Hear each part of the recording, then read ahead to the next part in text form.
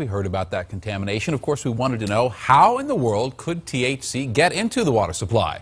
Denver 7 reporter Marshall Zelinger jumped on the phones and, well, everybody's baffled. Marshall?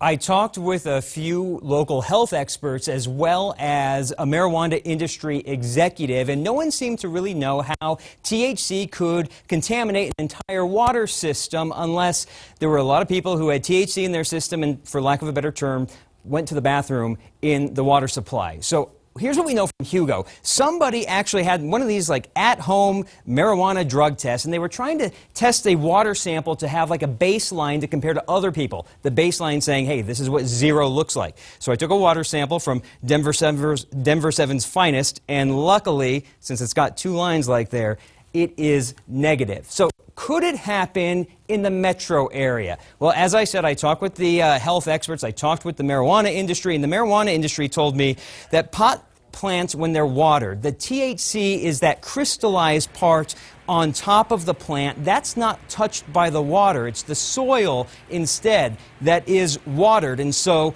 there's really no chance for contamination or water runoff. I'm going to show you essentially what I've been told. I bought this plant at King Soopers. It's an annual. It is not a pot plant, I promise. But what I'm being told is when you water a pot plant, you're watering the soil just like that.